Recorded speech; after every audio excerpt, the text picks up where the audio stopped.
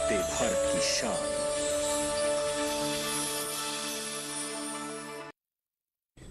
पहले तुम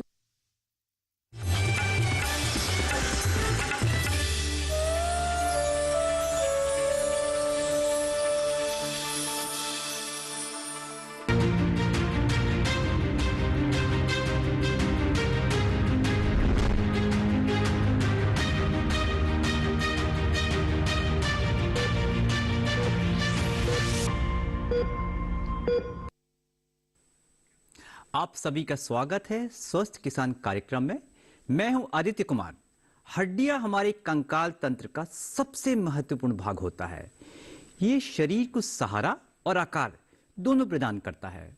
इसके अलावा ये भीतरी अंगों की भी रक्षा करता है और हमें चलने फिरने में सक्षम बनाता है। इसलिए स्वस्थ जीवन के लिए हड्डियों का मजबूत होना बहुत जरूरी है। हड्डियों की मजबूती के लिए बेहतर अस्थि घनत्व या डेंसिटी की जरूरत होती है। अस्थि खनिज घनत्व में कमी ऑस्टियोपोरोसिस नाम की समस्या को जन्म देती है। इस रोग का चूंकि अपने आप में कोई खास लक्षण नहीं होता है, इसलिए इसे खामोशी बीमारी यानी साइलेंट डिजीज भी कहा जाता है। अगर हल्की सी चोट से भी फ्रैक्चर हो जाए या गिरने मात्र से हड्डी टूट जाए तो समझ लीजिए कि आप ऑस्टियोपोरोसिस के शिकार हो चुके हैं। आज के स्वस्थ किसान कार्यक्रम में हम इसी बीमारी पर बात करने वाले हैं। हमारे विशेषज्ञ बताएंगे कि इसके क्या कारण हैं, इसके क्या उपचार हैं और आप कौन सी सावधानियां बरत के इससे सुरक्षित रह सकते हैं। हमारा विषय रहेगा ऑस्टियोपोरोसिस कारण और उपचार। अगर आप इस बारे में कुछ भी पूछना चाहते हैं, समाधान चाहते हैं तो निसंकोच अभी हमें इसी समय फोन कर सकते हैं। हमारे टोल फ्री नंबर हैं 1800113060 और 1800113061। इस पर आपका कोई भी पैसा नहीं लगना है। आज हमारे बीच इस विषय पर बातचीत करने के लिए तो हमारे 3 विशेषज्ञ आए हुए हैं। हमारे पहले विशेषज्ञ हैं डॉक्टर निखिल टंडन। आप एचओडी हैं endocrinology department AIIMS new Delhi में। आपका बहुत बहुत स्वागत है डॉक्टर साहब। हमारे दूसरे विशेषज्ञ हैं professor Rajesh Malhotra. Professor Rajesh Malhotra chief हैं ट्रॉमा सेंटर के, साथ ही विभागाध्यक्ष हैं orthopaedic department AIIMS new Delhi के। आपका भी बहुत बहुत स्वागत है डॉक्टर साहब। हमारे तीसरे एक्सपर्ट हैं डॉक्टर महेश व्यास। आप डीन हैं all India institute of Ayurveda में। आपका भी वेलकम है डॉक्टर साहब। और बातचीत की शुरुआत करने से पहले आइए देखते हैं एक विशेष रिपोर्ट।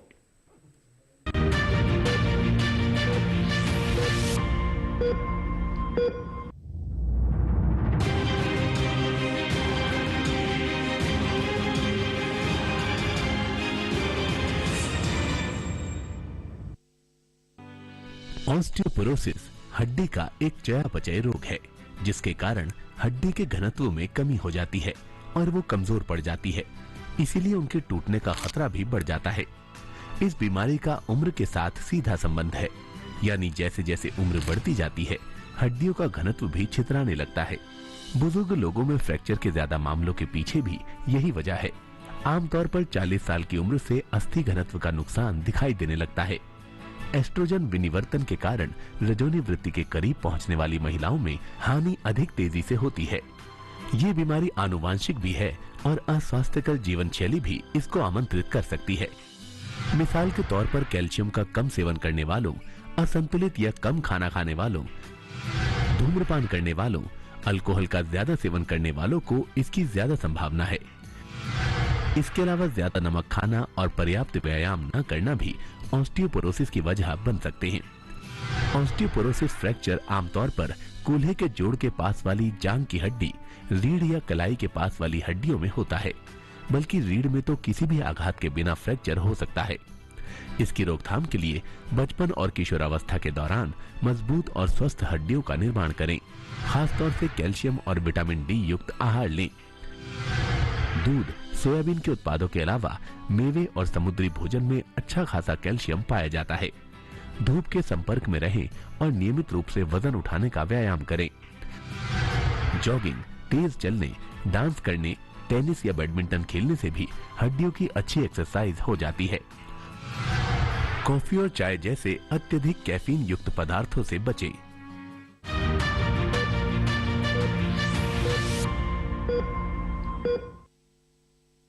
तो आपने देखी एक बेहद ज्ञानवर्धक रिपोर्ट। आइए बातचीत की शुरुआत करते हैं अपने 3 विशेषज्ञों से जो कि खास तौर पे हमें ऑस्टियोपोरोसिस के बारे में जानकारी देने के लिए आए हुए हैं। मेरा पहला सवाल प्रोफेसर निखिल टंडन सर आपसे है। डॉक्टर साहब, ऑस्टियोपोरोसिस की बीमारी होती क्या है? डॉक्टर साहब, इस विषय में हमें अगर आसान शब्दों में जो हमारे व्यूअर्स हमारे दर्शक हैं उनको अगर आप बता सकें। पहले मैं इसको थोड़ा एक बारी अंग्रेजी में परिभाषा बताता हूँ जी जी, और उसको फिर हम ब्रेक डाउन करके समझाते हैं। तो उसके 3 हिस्से हैं ऑस्टियोपोरोसिस की परिभाषा में जी। एक कि it's a systemic skeletal disorder, यानी ये पूरे शरीर के स्केलेटन से हमारी सब हड्डियों पर असर करता है। इसका अर्थ है हम ये नहीं कह सकते कि किसी एक उंगली में ऑस्टियोपोरोसिस है या किसी एक हड्डी में ऑस्टियोपोरोसिस है। ऑस्टियोपोरोसिस में जो कमी है वो पूरे स्केलेटन में, सभी हड्डियों में, पूरे ढांचे में, नंबर 1। नंबर 2, उसमें होता है माइक्रो आर्किटेक्चरल डिटीरियोरेशन। इसका मतलब है जो अंदर उसका जो आर्किटेक्चर होता है, उनके अंदर जो कोशिकाएं होती हैं, उनके अंदर जो मिनरल होता है, उसके क्वालिटी में गिरावट है, उसकी क्वांटिटी में भी गिरावट है और उसकी क्वालिटी में भी गिरावट है। और तीसरा जो उसका हिस्सा आता है कि उसके कारणवश हड्डियों की टूटने की संभावना बढ़ जाती है जी। तो जो हमारा स्केलेटन है वो फ्रैजाइल हो जाता है। इसका मतलब है जैसे आमतौर से कोई फिसल के गिर जाए जी, उसको थोड़ी चोट लगती है लेकिन और कुछ नहीं होता है। लेकिन अगर हड्डियां कमजोर हुई तो जैसे कोई गिरा, उसने अपना हाथ आगे रखा अपने आप को सपोर्ट करने के लिए, तो उतनी सी चोट से भी हड्डी टूटने की संभावना हो जाती है। तो 3 हिस्से ये पूरे शरीर में है। तो अगर एक हिस्से में है तो संभावना यह है कि बाकी हड्डियों में भी कमी है, उतनी है, उससे ज्यादा उतनी कम, ये अलग बात है।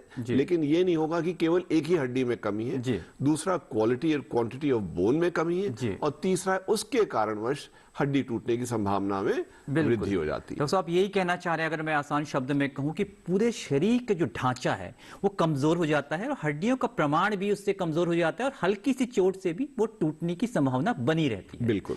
इस बीच हमारे कार्यक्रम को देखते देखते हमारे एक दर्शक जुड़ चुके हैं।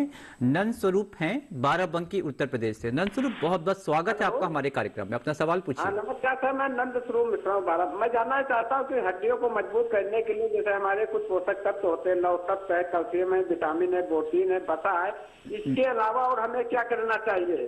जी, डॉक्टर निखिल टंडन सर, अगर आप इनके सवाल का जवाब दें। देखिए, उनके सवाल का जवाब देने से पहले हमें 2 चीजें समझने की आवश्यकता है कि हड्डियों का विकास पैदा होने से लेके 25-30 साल की उम्र तक हमारी हड्डियों में मिनरल जुड़ता रहता है। तो वो हमारी बोन फॉर्मेशन की एक पीरियड है।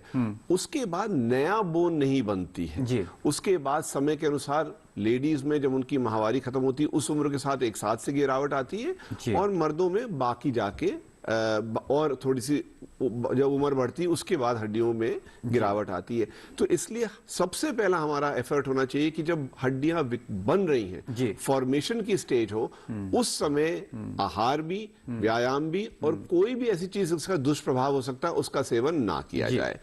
और उसके बाद जब एक बारी हमारा पीक बोन मास पहुंच चुके होते हैं, जो मैं कह रहा हूं जब फॉर्मेशन की फेज खत्म हो जाती है, उसके बाद जो आपने अपने एक वीडियो क्लिपिंग में दिखाया था वो बहुत महत्वपूर्ण था कि किन किन चीजों का हमें अवॉइड करना चाहिए। जैसे आपने बताया अल्कोहल हुआ, टोबैको हुआ, एक्सेस कैफीन हुई, और कई बार ऐसा हो जाता है कुछ दवाइयां भी होती हैं जो अननेसेसरीली दी जाती हैं, उनका भी हमें अवॉइडेंस करना चाहिए। और पॉजिटिव चीज है, उन्होंने स्पेसिफिक सवाल किया था कि इसमें प्रोटीन चाहिए, वसा चाहिए। वसा से इसका कोई संबंध नहीं है। प्रोटीन मिल्क और डेयरी प्रोडक्ट्स में बहुत हमारे लिए इसमें फायदेमंद है। और कैल्शियम जो मिनरल है, चाहे वो आहार के रूप में हो चाहे वो हम दवाई के रूप में लो, उसका भी फायदा होता है। और जहां तक व्यायाम का संबंध है, व्यायाम अच्छा होता है, जरूरी होता है, लेकिन अगर वेट बेयरिंग हो तो अगर मैं आधे घंटे स्विमिंग करूंगा और आधे घंटे जॉगिंग करूंगा, दोनों मेरी ओवरऑल हेल्थ के लिए बहुत बढ़िया है।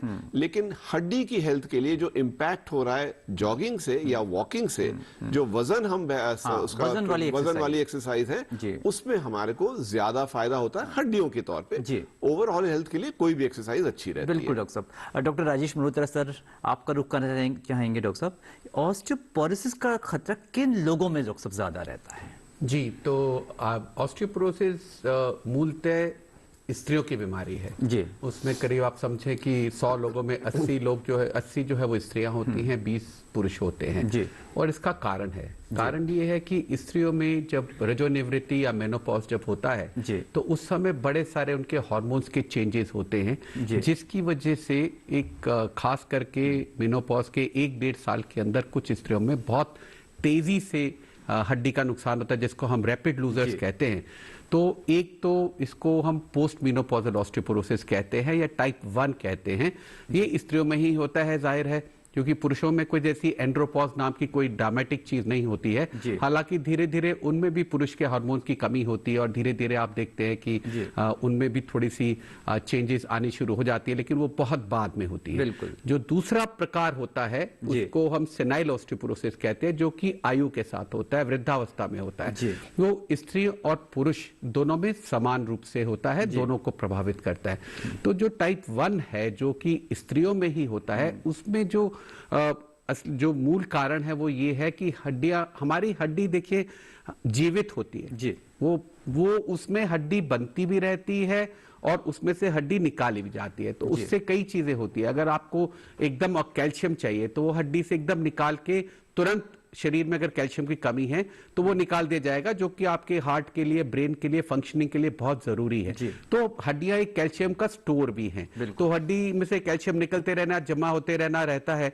और दूसरे कोई रिपेयर होनी है, अगर कोई खड्डा हो गया तो उसको जो ठीक से उसको पहले खोद के उसको समानांतर करके और उसके अंदर हड्डी भरी जाती है। तो ये जो बैलेंस होता है ये बिगड़ जाता है ऑस्टियोपोरोसिस में। तो स्त्रियों में वो जो हड्डी निकालने की जो क्रिया है वो तेज हो जाती है और जो हड्डी उसको जो बड़े बड़े गड्ढे हड्डी में हो जाते हैं उनको भरने का जो की प्रक्रिया है वो स्लो होती है, उसमें इतना उससे वो पेस नहीं रख पाती और उससे हड्डियां कमजोर हो जाती हैं। जो वृद्धावस्था में होता है उसमें हड्डियां बननी कम हो जाती है, इसलिए वो स्त्री और पुरुषों दोनों में होता है। इसके अलावा आपको बताया गया अनुवांशिक है, अगर मदर को है ऑस्टियोपोरोसिस तो बेटी को भी होगा। अगर आपकी जो मिनारकी है या आपका मासिक धर्म देर से शुरू हुआ है, जल्दी खत्म हो गया है, किसी भी वजह से मेनोपॉज अपने टाइम से जल्दी हो गया है, अगर कोई सर्जरी हुई है, यूट्रस निकाली गई है या उसके साथ ओवरीज भी निकाली गई है, अकेले यूट्रस भी निकाली गई है, तो और फिर बताया गया कि दवाइयां हैं, शराब है, सिगरेट है, जो लोग फिजिकली एक्टिव नहीं हैं उनमें ये ज्यादा कॉमन है। जो पतले दुबले लोग हैं उनको भी ये टेंडेंसी ज्यादा रहती है। तो ये सब ऐसी जो पॉपुलेशन है जिसको ऑस्टियोपोरोसिस का बहुत अधिक खतरा है। बिल्कुल डॉक्टर साहब, ऐसे लोग को बेहद सतर्क रहने की जरूरत है, जैसा कि हमारे विशेषज्ञ बता रहे हैं। और अभी हम डॉक्टर महेश व्यास आपका रुख करना चाहेंगे। डॉक्टर साहब, आयुर्वेद, क्योंकि आप एक आयुर्वेदाचारी हैं, क्या नजरिया है ऑस्टियोपोरोसिस को लेकर आयुर्वेद का? जी देखिए, हमारे शरीर में 7 धातुएं होती हैं जी। उसमें रस, रक्त, मांस, मेद, अस्थि, मज्जा और शुक्र जी। तो ये जो बाकी धातुएं इनका परीक्षण भी हम प्रायः करवाते रहते हैं। थोड़ा सा डिहाइड्रेशन हुआ तो हम रस को देखते रहते हैं, अगर हीमोग्लोबिन कम हुआ है हम ब्लड के लिए बिल्कुल सतर्क रहते हैं जी। लेकिन अस्थि धातु ऐसी है जो पूरे शरीर का धारण करती है जी। लेकिन उसका टेस्ट व्यक्ति प्रायः नहीं करवाते हैं। जैसे BMD के थ्रू हम अगर टेस्ट करवा के देखें तो कहने का अभिप्राय है कि सभी धातुओं का ध्यान रखना चाहिए। और आयुर्वेद भी कहता है कि अगर अस्थि क्षय, इसको जो ऑस्टियोपोरोसिस है इसको आयुर्वेद में अस्थि क्षय के रूप में बता रखा है, तो प्रायः जिनका शरीर जो है शुरू से दुबला पतला है, माने उनकी हेल्थ अगर अच्छी नहीं है, माने उसमें अस्थि का पोषण पर्याप्त रूप में नहीं हुआ है, तो ऐसे व्यक्तियों में अस्थि के पोषण के तत्व जो हैं, चाहे वो विटामिन D के रूप में हो, कैल्शियम के रूप में हो, या खाने में बहुत सारी चीजें रहती हैं। जैसे उदाहरण के रूप में अभी एक त्योहार गया जनवरी मास में ही, जिसको अपन मकर संक्रांति कहते हैं।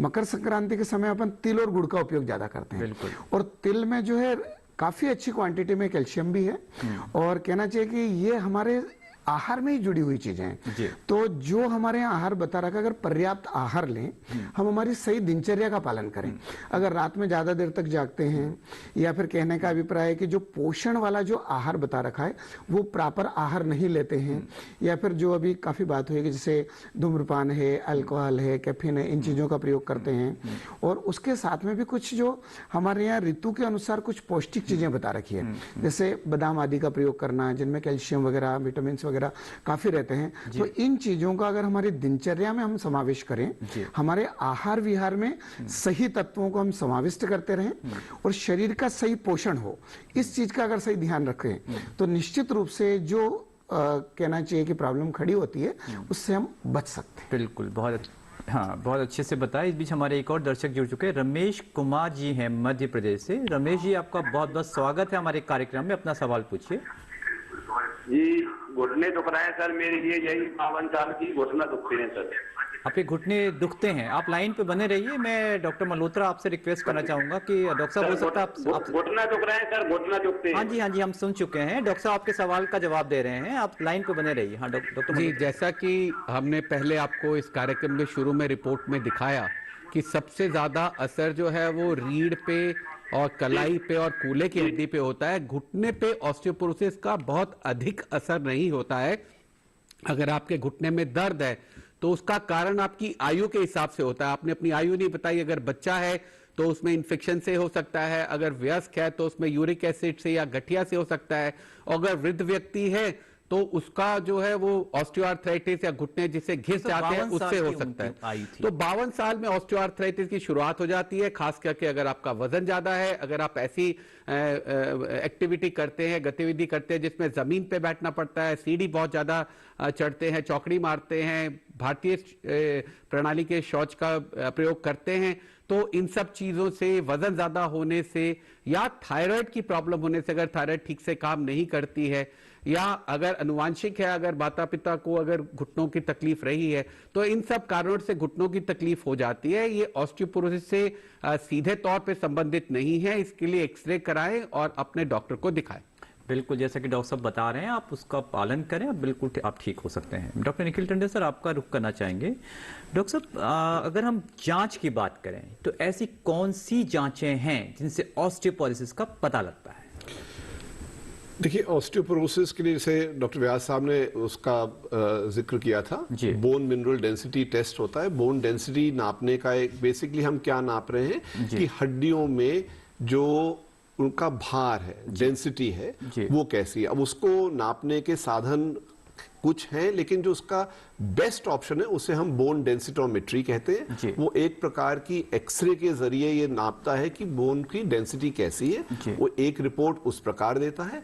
दूसरा, वो आपकी रिपोर्ट को एक यंग आयु के इंसान से कंपेयर करता है। जैसे मैंने कहा था, बोन फॉर्मेशन चलता रहता है 20, 25, 30 साल की उम्र तक, तो मैक्सिमम बोन्स डेंसिटी किसी भी पॉपुलेशन में उस एज ग्रुप में होती है। तो बोन डेंसिटोमेट्री टेस्ट में वो नाप के, आपकी बोन डेंसिटी देख के और उससे कंपेयर करके हम बताते हैं कि अगर वो एवरेज बोन डेंसिटी एक यंग पर्सन में इतनी है तो आपकी उसके मुकाबले में कितनी कम या बराबर या कितनी ज्यादा है। तो ये हमारे लिए सबसे ज्यादा जरूरी टेस्ट है। और भी तरीके हैं, लेकिन मेरे ख्याल में जो जैसे अप्रूव्ड मेजरमेंट है वो केवल dual energy X-ray absorption method, DEXA test कहते हैं, जिसे हम बोन मिनरल डेंसिटी देते हैं। इसको डेक्सा टेस्ट भी बोला है, डेक्सा भी कहा जाता है। इसके साथ में ब्लड में और भी हम चीजें देखते हैं। अगर हमें लगता है कि कैल्शियम कितना है, प्रोटीन कितना है, बाकी जो हमारे ब्लड में टेस्ट हैं वो कैसे हैं, और 2 हार्मोन भी हम लोग कई बारी नापते हैं। एक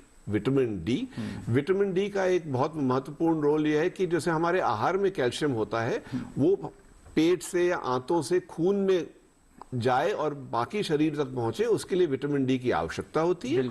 और दूसरा एक हार्मोन है जिसे पैराथायरॉयड हार्मोन कहते हैं या पीटीएच कहते हैं। वो गर्दन में थायराइड ग्लैंड के बारे में डॉक्टर साहब ने अभी जिक्र करी थी, वहां पर ही उसके बगल ही में वो ग्लैंड्स होते हैं। और वो भी बोन्स के जो टर्नओवर होता है, डॉक्टर साहब ने बताया था अभी आपको कि बोन्स रिजॉर्व होती हैं और उसके बाद नई बोन फॉर्म होती है। उस प्रक्रिया पे पीटीएच का बहुत अंतर पड़ता है। बट प्राइमरली हड्डी नापने के लिए बोन डेंसिटोमेट्री एक बहुत ही जरूरी और बाय डेक्सा जिसे हम कहते हैं वो करना बहुत ही विश्वसनीय टेस्ट है। वो कोई डॉक्टर साहब, यहीं पे एक सवाल ये उठता है डॉक्टर साहब कि अगर किसी व्यक्ति को, क्या वो खुद से करा सकता है या किसी एक्सपर्ट की सलाह से करवाना चाहिए, और इसका कोई रेडिएशन कितना होता है डॉक्टर साहब टेस्ट में?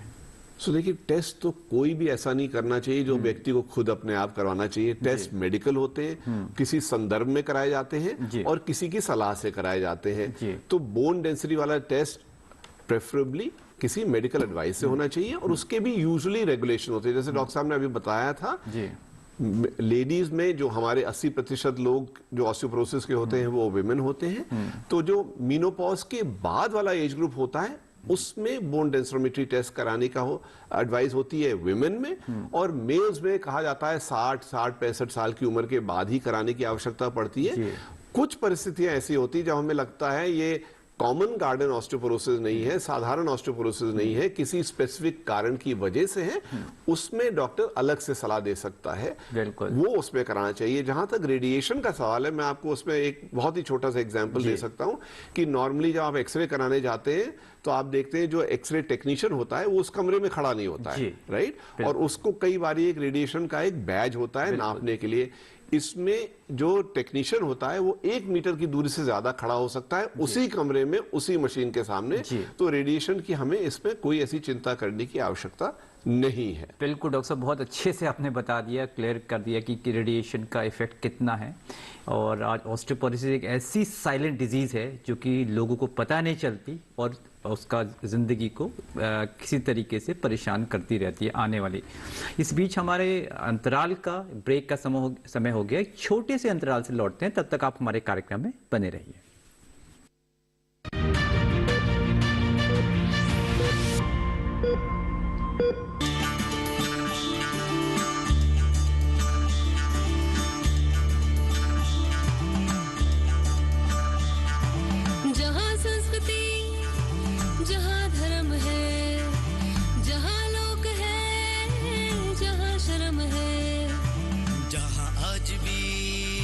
वचन बड़े हैं, सीना तान गए, किशक गड़े गए, जहां बसता है अपना भारत उस पगडंडी साथ चले। चलो गाँव चले, चलो गाँव चले, चलो गाँव चले, चलो गाँव चले, चलो गाँव चले, गाँव चले, चलो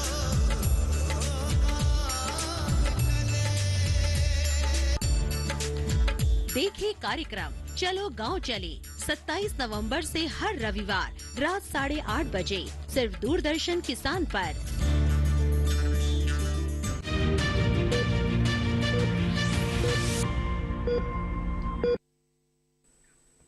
ब्रेक के बाद आप सभी का स्वागत है। इस बीच हमारे पास एक ईमेल आई हुई है। डॉक्टर राजेश मल्होत्रा सर, आपसे पूछना चाहेंगे।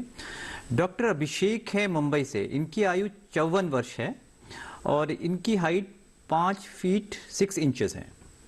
इनका वजन 52.8 kg है। इनको ऑस्टियोपोरोसिस की समस्या है और इनके डॉक्टर ने इनको आईवी के थ्रू, कोई इंजेक्शन का नाम है जो कि क्लियर हो नहीं पा रहा है, ज़ोल्ड्रोनिक एसिड, हाँ ये डॉक्टर साहब लगाया है, और ये बोन सीरम भी ले रहे हैं, साथ में बोन सीरम प्रो ले रहे हैं दिन में 2 बार। और इनके 2 सवाल हैं डॉक्टर साहब। पहला कि क्या ये सामान्य व्यक्ति की तरह आने वाली जिंदगी जी सकते हैं? क्या इन दवाइयों को कोई साइड इफेक्ट्स भी हैं? और इनको आगे क्या एहतियात बरतनी चाहिए जिससे इनकी क्वालिटी ऑफ लाइफ एक सामान्य व्यक्ति की तरह बनी रहे? तो इसमें बहुत सारे पहलू हैं इसके। पहले तो 54 साल के आदमी में ऑस्टियोपोरोसिस इतना होना कि इंजेक्टेबल जोन होने की जरूरत पड़ी है। जैसे डॉक्टर टंडन ने अभी कहा कि जो सेकेंडरी ऑस्टियोपोरोसिस है किसी और कारण से, उसके लिए जरूर जांच होनी चाहिए। हमने जब जांच की बात की, हमने आपको डिटेल में बताया कि हम ऑस्टियोपोरोसिस की कैसे जांच करते हैं। लेकिन अगर हमें ये लगता है कि कोई किडनी की बीमारी है, कोई लिवर की बीमारी है, कोई थायराइड की बीमारी है, या किसी भी शरीर के और अंग की बीमारी है, कोई कैंसर है या बोन कैंसर है जिसकी वजह से कमजोरी हो रही है, तो उसकी जांच करनी बहुत जरूरी है। तो पहला तो मैं ये उम्मीद करता हूं कि अगर इन्होंने लिखा है, डॉक्टर है, मेडिसिन के हैं या दूसरे हैं, पर उनकी सब जांच की जा चुकी होगी।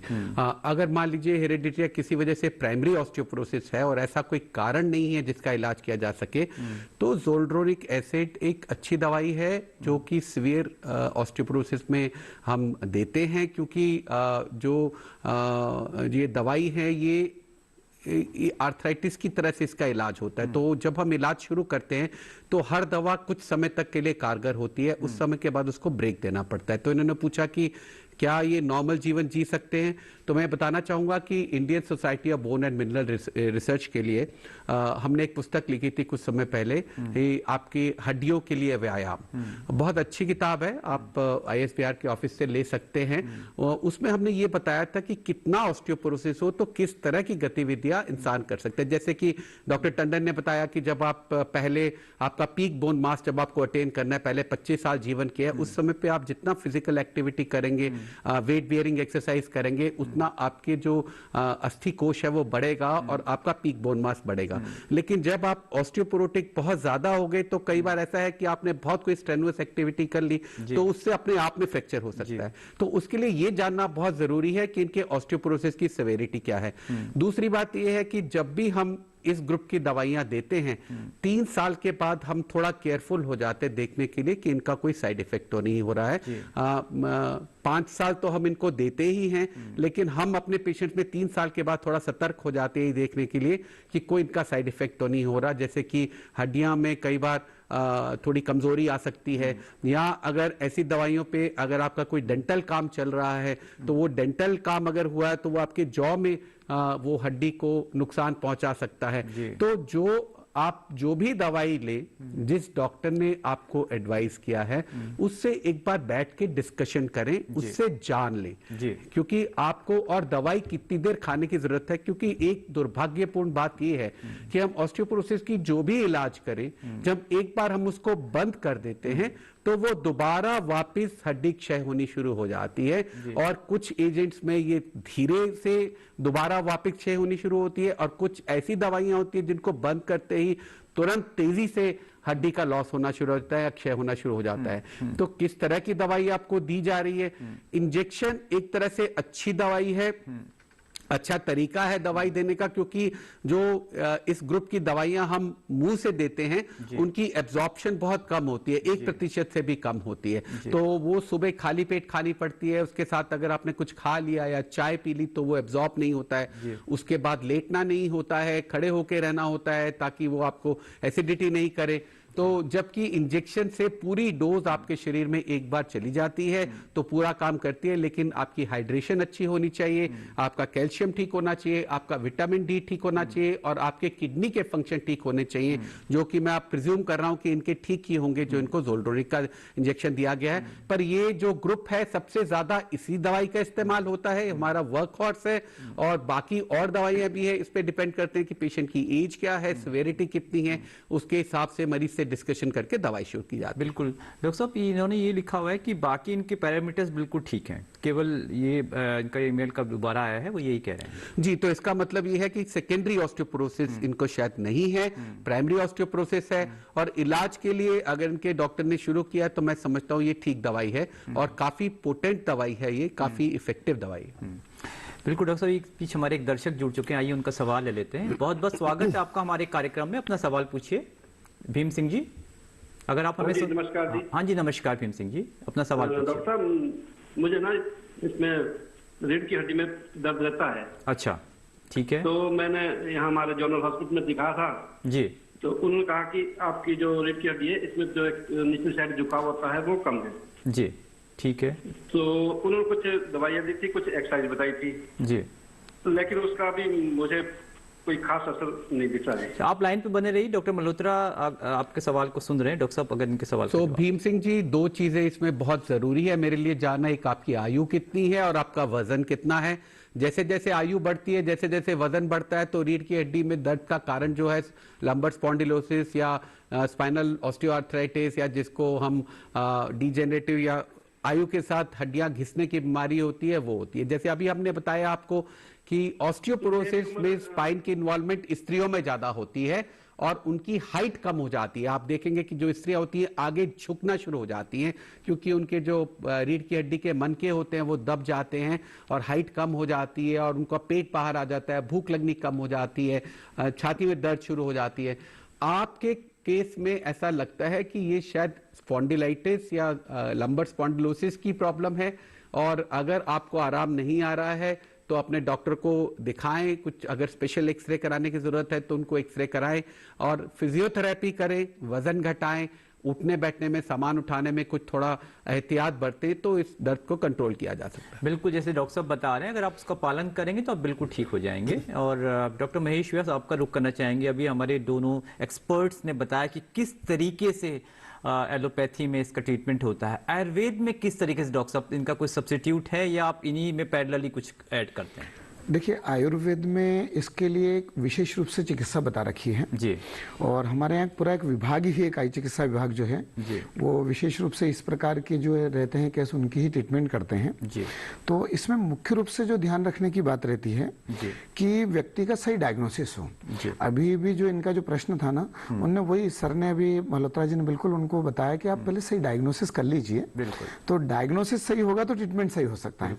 अगर ये हो जाए कि हाँ भाई उनको बीएमडी करवाया है और उसमें अगर ये हुआ है कि हाँ इनको ऑस्टियोपोरोसिस है, तो उसके मान से उसका ट्रीटमेंट किया जाता है। और उसमें जो ट्रीटमेंट किया जाता है आयुर्वेद में खासतौर से जिनका प्रयोग करते हैं हम, शंख भस्म है, मुक्ताशुक्ति है, इनका प्रयोग करते हैं। ये कैल्शियम के रिच सोर्स हैं, तो इनकी औषधियां बनती है अलग अलग और उनका प्रयोग किया जाता है। तो मुख्य रूप से इसमें डेफिशिएंसी कैल्शियम की होती है और उनका जो है प्रयोग करते हैं। और उसमें खासतौर से जो लक्षण मिलते हैं, या तो रीढ़ की हड्डी में, जैसे कि अभी डॉक्टर साहब ने बताया था कि कुछ व्यक्तियों को ऐसा लगता है जैसे स्पाइन की हाइट कम हो गई, माने वो आगे की तरफ झुक जाते हैं। काफोसिस की जो कंडीशन होती है तो आगे की तरफ झुक जाते हैं। रिस्ट जॉइंट है, या फिर उनको खासतौर से कूल्हे की हड्डियों में यहाँ पे दर्द होता है। अभी एक दर्शक ने कहा था कि मेरे को घुटने में दर्द हो रहा है, तो डॉक्टर साहब ने कहा था कि यद्यपि शरीर की पूरे जो अस्थियां हैं, पूरे शरीर की, अगर ऑस्टियोपोरोसिस है तो हर हड्डी में उसका प्रभाव दिखाई देता है, लेकिन मुख्य लक्षण जो है 3 जगहों पे देते हैं। तो अगर उसका सही डायग्नोसिस हो गया तो हम आयुर्वेद के मान से, जो आयुर्वेद की चिकित्सा है जिसमें पंचकर्म है, बस्ती चिकित्सा है, उन सबका प्रयोग करते हैं। और इसके लिए चिकित्सक के पास आकर के जो वो प्रोटोकॉल फाइनल करते हैं। और इस प्रकार की अवस्था में हम प्राय आईपीडी लेवल पर ही ज्यादा चिकित्सा करते हैं। एक बार एडमिट करके पंचकर्म आदि के द्वारा चिकित्सा करते हैं और उसका अच्छा परिणाम है। बिल्कुल। कितने दिन लगते हैं, इस विषय में भी आपसे जानकारी लगेंगे। आईपीडी की आपने बात की कि आप उसको एडमिट करते हैं अपने अंदर। इस बीच हमारे एक और दर्शक जुड़ चुके हैं, आइए उनका सवाल ले लेते हैं। बहुत बहुत स्वागत है आपका हमारे कार्यक्रम में, अपना सवाल पूछिए। हेलो, नमस्कार सर। नमस्कार जी, अपना सवाल पूछिए। सर, हाँ जी, ये सवाल पूछिए। सर, हमारा पैर में सूजन रहता है, घुटना में सूजन रहता है सर। ठीक है नरेंद्र, आपकी आयु क्या है नरेंद्र जी? 65 साल। ठीक है नरेंद्र जी, मैं डॉक्टर टंडन सर आपसे रिक्वेस्ट करना चाहूंगा अगर आप इनके सवाल का जवाब दें। पहले दर्द रहता था, दर्द ठीक है, लेकिन सूजन रहता है। ठीक है, आप लाइन पे बने रहिए। डॉक्टर साहब आपके सवाल सुन चुके हैं। एक ये सवाल कई बारी आ रहा है, इसको आई थिंक इसकी स्पष्टीकरण बहुत जरूरी है जी। हमारे एक होता है हड्डी, एक होता है जोड़ जी।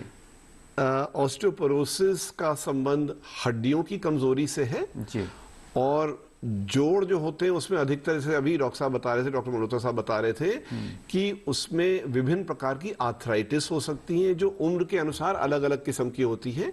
और ज्यादा उम्र में, अगर जैसे 65 साल की उम्र में किसी को हो रहा है तो संभावना ज्यादा ये रहती है कि ये ऑस्टियोआर्थराइटिस है। तो हमें ऑस्टियोपोरोसिस और ऑस्टियोआर्थराइटिस को थोड़ा सेपरेट करने की आवश्यकता है। अंतर है, अंतर स्पष्ट है। एक का हड्डी से मतलब है, एक का जोड़ से मतलब है। एक ही इंसान को दोनों जरूर हो सकता है, उसमें भी कोई शक की बात नहीं है, लेकिन दोनों का इलाज कुछ हद तक अलग होता है। वो अभी हमने सुना था कि वो एक हड्डी बनाने का इलाज होता है, हड्डी का ब्रेकडाउन प्रिवेंट करने का होता है। उसी प्रकार जोड़ों के लिए एक अलग किस्म का इलाज होता है, उसमें भी अलग दवाइयां होती हैं। कभी कभी जोड़ों में दर्द भी हो सकता है, और जैसे अब ये बताया जा रहा है कि अब उनका दर्द में तो आराम रह गया है, लेकिन अभी सूजन वहां आ रही है। तो वो किस वजह से जोड़ में सूजन आ रही है, उसके लिए अलग से जांच करके निर्णय लेना चाहिए कि क्या इलाज करने की आवश्यकता है। डॉक्टर साहब, एक एक्सपर्ट से मिलने की जरूरत है ताकि वो पूरी जांचें करवाएं और इन्वेस्टिगेट करें, ताकि पता लगाया जा सके कि किस वजह से, कारण का पता लगाया जाना बेहद आवश्यक है। डॉक्टर मल्होत्रा सर, आपका रुख करना चाहेंगे। डॉक्टर साहब, जो ओवर एक्टिव थायराइड के मरीज हैं, ये सीलियक डिजीज के मरीज हैं, या फिर मल्टीपल माइलोमा के मरीज हैं, या फिर हार्मोन ट्रीटमेंट जो ले रहे हैं ब्रेस्ट प्रोस्टेट कैंसर वगैरह वगैरह के लिए, या ऑर्गन ट्रांसप्लांट वाले मरीज, क्या डॉक्टर साहब ऐसे मरीजों को ऑस्टियोपोरोसिस से खतरा ज्यादा बना रहता है? बिल्कुल, बहुत ज्यादा होता है। और अभी जब जो बॉम्बे से जो दर्शक ने बोला कि मैं 54 साल की उम्र है, तो मैं सोच रहा था कि मुझे उनसे ये जरूर पूछना चाहिए था कि स्टीरॉयड तो नहीं खा रहे हैं वो, क्योंकि एक स्टीरॉयड ऐसी दवाई है जो बहुत कॉमनली यूज की जाती है। कई बार रोगी को बता के की जाती है, कुछ लोग रोगी को बताते नहीं है, ऑफ कोर्स गलत है वो, लेकिन स्टेरॉइड से ऐसा हो सकता है। तो ये सब जो बीमारियां आपने बताई, इन सब में ऑस्टियोपोरोसिस का खतरा बहुत ज्यादा बढ़ जाता है। बल्कि मैं तो आपसे ये कहूंगा कि हमारे हड्डी विभाग में अगर कोई वयोवृद्ध व्यक्ति है जो 65 साल से ऊपर है, खास करके अगर पुरुष है और वो ऑस्टियोपोरोसिस के साथ आता है, या स्त्री है बहुत सीवियर ऑस्टियोपोरोसिस के साथ आती है, तो उसको हम मल्टीपल मायलोमा के लिए जांच जरूर करते हैं, क्योंकि वो सबसे ज्यादा कॉमन हड्डियों का कैंसर है और उसमें ऑस्टियोपोरोसिस बहुत ज्यादा होता है। इसी प्रकार जब हम कोई ऑर्गन ट्रांसप्लांट की बात करते हैं तो उनको इम्यूनोसप्रेसेंट दिए जाते हैं, उनको स्टीरॉयड दिए जाते हैं, जिनसे फिर एक बार मैं कहूंगा कि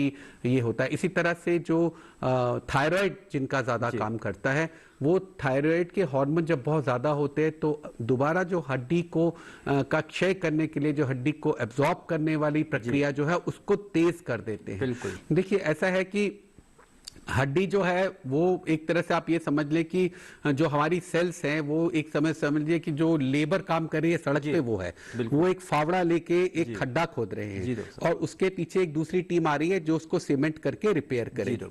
तो जो खोदने वाले हैं ये तो 3 हफ्ते में खोद के चले जाते हैं और जो रिपेयर करने वाले हैं उनको 3 महीने का टाइम लगता है। और हम आप ये सोचेंगे कि ऐसा फिर क्यों नहीं होता कि हमारी हड्डियां एकदम तुरंत खोखली हो जाएं।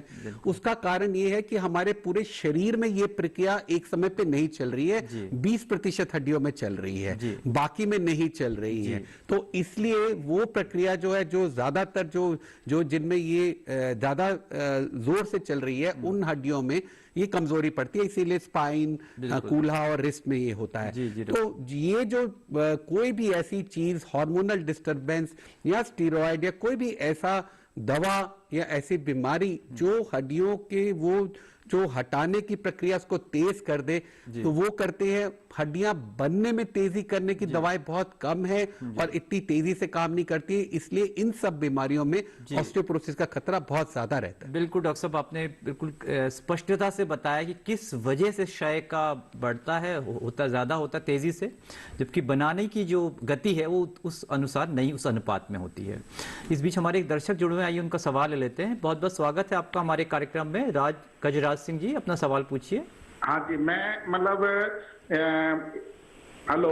हाँ जी गजराज सिंह जी, हम आपको सुन रहे हैं। एक पैर में मतलब एक घुटने में दर्द रहता है, पालती मार के नीचे बैठ नहीं सकता हूँ, मतलब पैर को लंबा रखना पड़ता है। ठीक है, अपनी आयु बताइए गजराज सिंह जी। उम्र है मतलब 63 साल।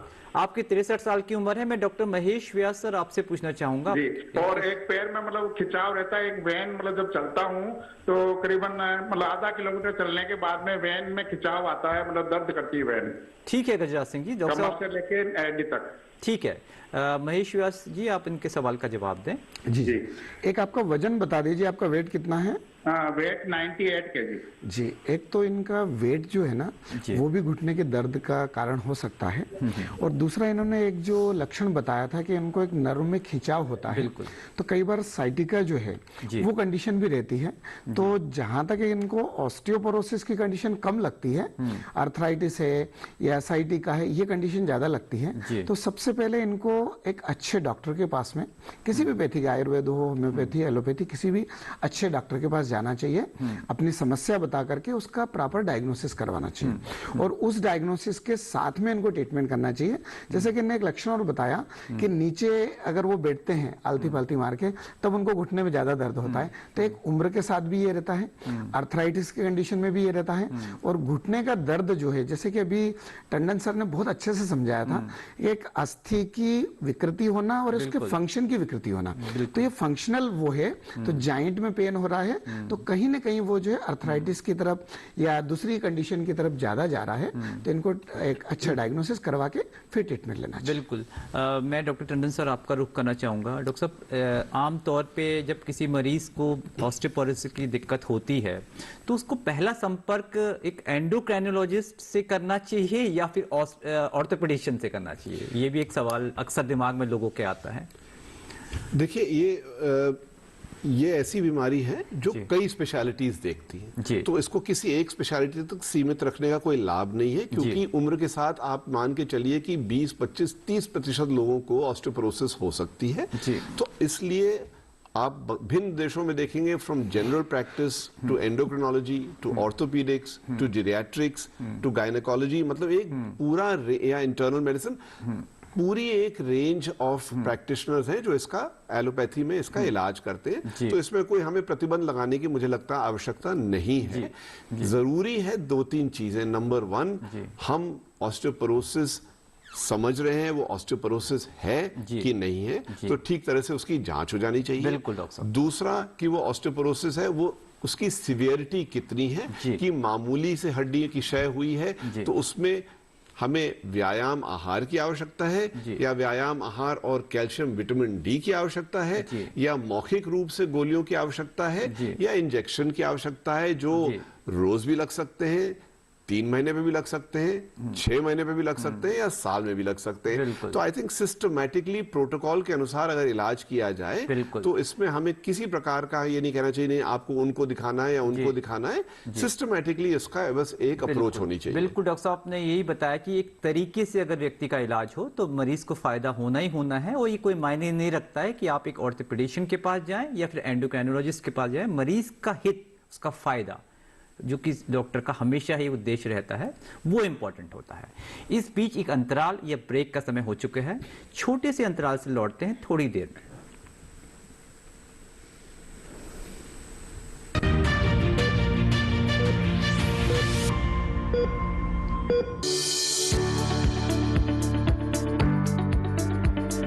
कृषि और पशुपालन है एक दूसरे के पूरक। घर आंगन से लेकर व्यावसायिक फार्म तक, मुर्गी पालन से लेकर रेगिस्तान के जहाज तक, बीमारियों से अब पशुपालक ना हो परेशान। विशेषज्ञ करेंगे आपकी समस्या का समाधान। जुड़िए हमसे, पूछिए अपने सवाल। ईमेल के जरिए भी आप हमारे साथ जुड़ सकते हैं। हमारी ईमेल आईडी है ddkisanapc@gmail.com। हमारे टोल फ्री नंबर हैं 1800-113060 और 1800-113061। देखिए अपना पशु चिकित्सक हर रविवार शाम 6:30 बजे दूरदर्शन किसान चैनल पर।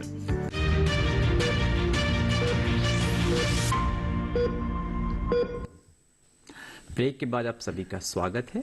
डॉक्टर मल्होत्रा सर, आपका रुख करना चाहेंगे। डॉक्टर साहब, आपकी प्रैक्टिस में, आपके रोजमर्रा की जो आप प्रैक्टिस करते हैं उस दौरान किस तरह के मरीज अगर ऑस्टियोपोरोसिस के होने की वजह से आपके पास फ्रैक्चर लेके आते हैं तो किस तरह डॉक्टर साहब उनका इलाज किया जाता है? तो देखिए, आपने कार्यक्रम के शुरू में ही कहा था कि ये साइलेंट डिसीज है, ये बहुत नुकसान हो जाता है और मरीज को पता नहीं लगता। तो और ये भी आपने बात की कि डॉक्टर के कौन से डॉक्टर के पास जाए। बिल्कुल डॉक्टर के पास तो तभी जाए ना अगर आपको इतनी अवेयरनेस है, आपको इतनी जागरूकता है कि आपको पता है कि आपकी माता जी को हुआ था तो आपको हो सकता है, या आपको मेनोपॉज जल्दी हो गया तो आपको हो सकता है, या आपकी बहन को हुआ है तो आपको हो सकता है। अदरवाइज तो सब फ्रैक्चर के साथ ही आते हैं। जब फ्रैक्चर के साथ आते हैं तो फिर हमारे पास ही आते हैं। और फिर कई बार जैसे कहा गया कि डॉक्टर टंडन ने भी कहा कि आपस में एक दूसरे से परामर्श भी कर लेते हैं। तो जो हड्डी का जो ट्रीटमेंट आपने बोला उसमें बड़े सारे चैलेंजेस होते हैं। चैलेंजेस ये होते हैं कि पहले तो ज़्यादातर ये व्यक्ति काफ़ी मिडिल एज या बूढ़े होते हैं, जवान लोगों में तो ये नहीं होता है।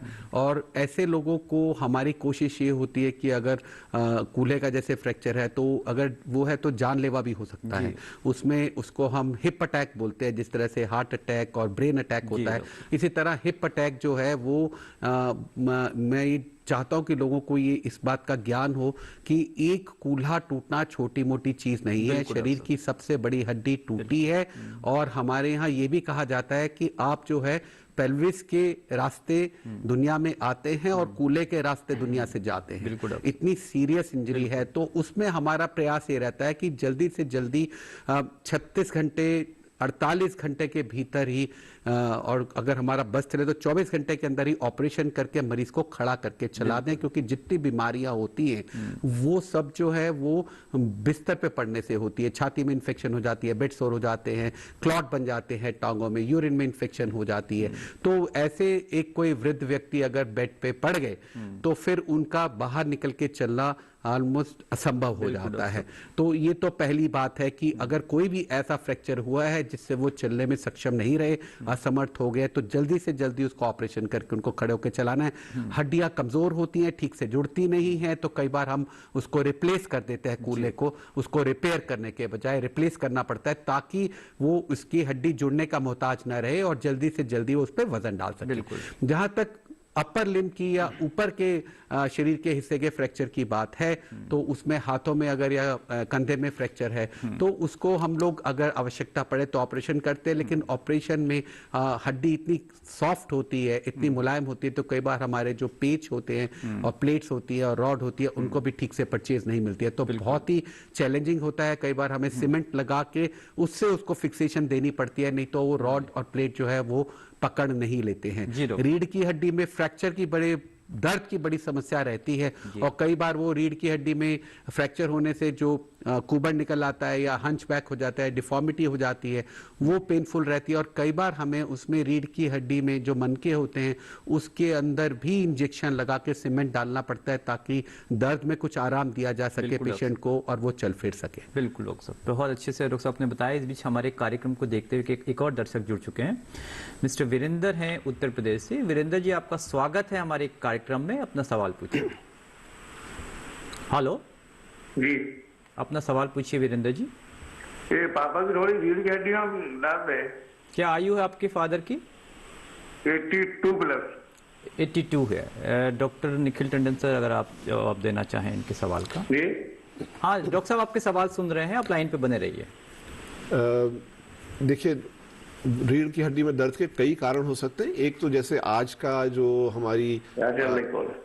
हमारा विषय है डिस्कशन का, वो ऑस्टियोपोरोसिस के कारण भी हो सकता है उसमें। लेकिन ये होता है कि ऑस्टियोपोरोसिस के कारण दर्द तब होता है जब फ्रैक्चर हो, चाहे वो फ्रैक्चर मतलब हमारे सामने समक्ष हो या माइक्रो फ्रैक्चर हो जो हड्डी के अंदर होते हैं, तो उसके कारण रीढ़ की हड्डी में दर्द हो सकता है। दूसरा, जैसे डॉक्टर मल्होत्रा साहब ने अभी बताया था हमारे को कि जो हमारी रीढ़ की हड्डी के बीच में जो हमारे डिस्क होते हैं, जो उनके सपोर्ट के लिए जो और लिगामेंट्स और मसल होती हैं, उनकी कमी की वजह से स्पॉन्डिलोसिस भी हो सकती है।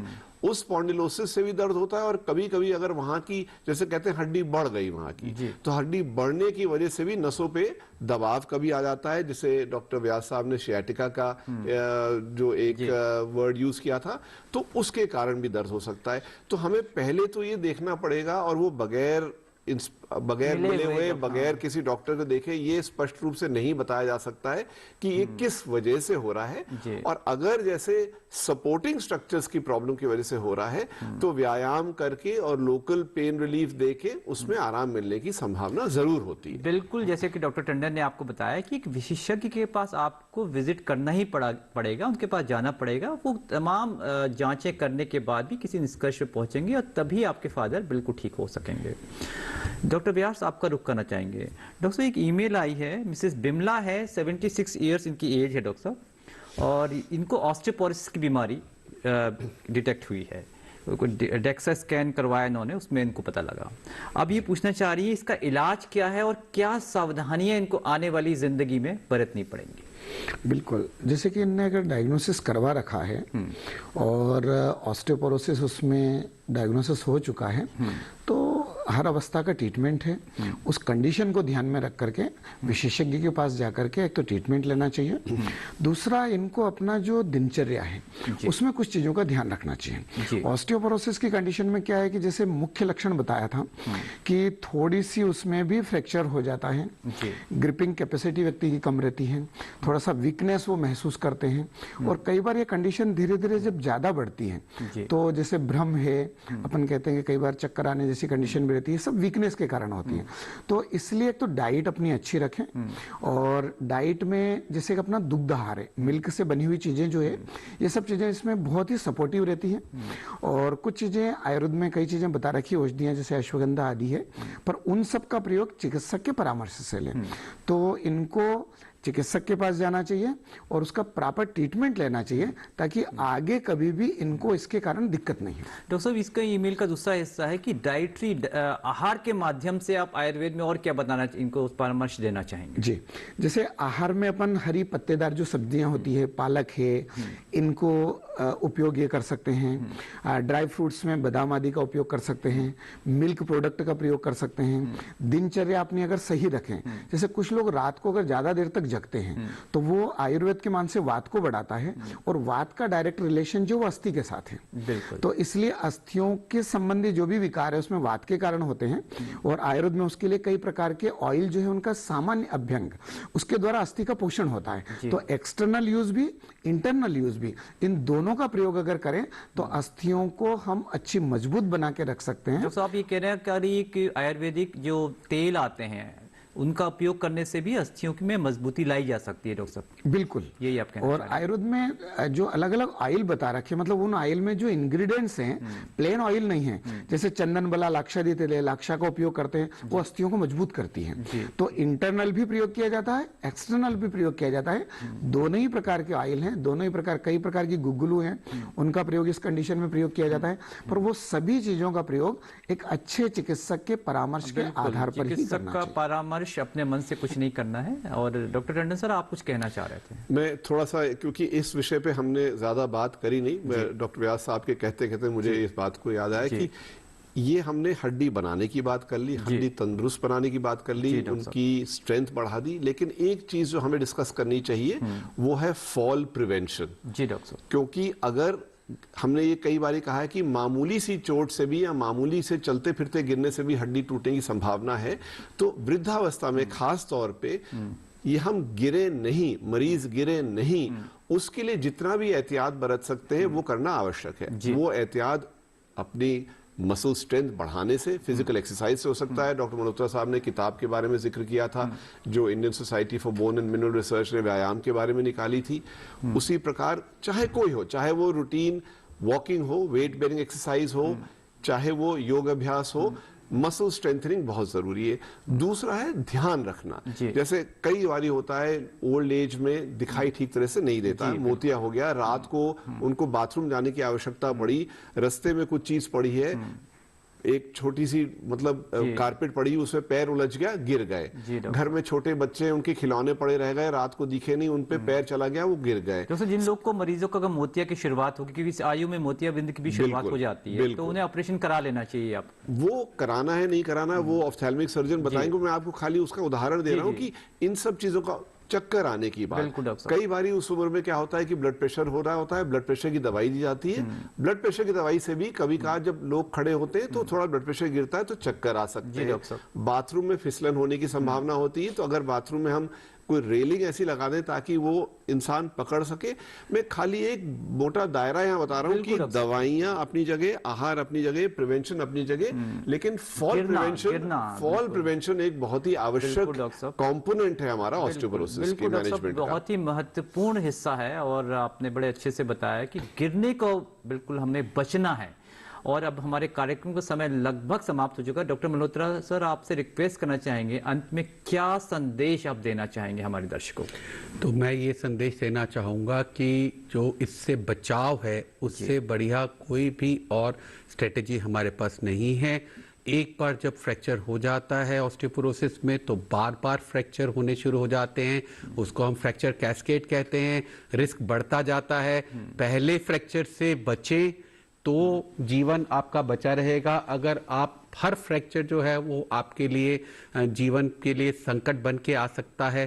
तो इसके लिए जागरूक रहें, इसके बारे में अपनी जो अपना ज्ञान है उसको पूरा ठीक रखें, अपना स्वस्थ जीवन शैली रखें। आपने सुना अभी सब लोगों ने यहाँ पे बताया कि शराब सिगरेट का सेवन और स्टेरॉइड्स अगर किसी तरह से भी है उनको अगर इसी बहुत में से बच्चे लोग लेते हैं। एक सवाल इसी में जोड़ना चाहूंगा कि अगर किसी व्यक्ति मरीज ऑस्टियोपोरोसिस से ग्रसित है तो वो आने वाली जिंदगी को आप दवाइयों के माध्यम से और आहार विहार के माध्यम से वो एक सामान्य जिंदगी जी सकता है, लेकिन अगर बहुत सीवियर है तो कुछ गतिविधियों के लिए हम उनको मना करते हैं। जैसे झुक के बड़े भारी वजन उठाना आपकी रीढ़ की हड्डी में फ्रैक्चर कर सकता है अगर आपको बहुत सीवियर ऑस्टियोपोरोसिस है। झुक के आगे काम करना, भारी वजन उठाना, तो ये आपकी बीमारी की जो ग्रेविटी है उसके हिसाब से आपके डॉक्टर आपको एडवाइस। बिल्कुल, कुछ जो एहतियात डॉक्टर साहब कहें और उनको बरतना ही बरतना है, और आप अन्यथा आपको घबराने की जरूरत नहीं है बल्कि एहतियात लेने की जरूरत है। डॉक्टर साहब, हम उम्मीद करते हैं कि दर्शक आपकी दी गई सलाह से बेहद लाभान्वित हुए होंगे। आप तीनों का बहुत बहुत धन्यवाद। अगर आपका कोई सुझाव हो दर्शकों तो आप हमें लिख भी सकते हैं या ईमेल भी कर सकते हैं। हमारा पता है डीडी किसान, कमरा नंबर 38, केंद्रीय कार्यक्रम निर्माण केंद्र, दूरदर्शन, खेलगांव, नई दिल्ली 110049। आप हमें ईमेल भी कर सकते हैं। हमारा ईमेल आईडी है swasthkisan@gmail.com। आज के लिए बस इतना ही। अब अगले सप्ताह आपसे फिर मुलाकात होगी। तब तक आप स्वस्थ रहें और मंगल रहें। नमस्कार।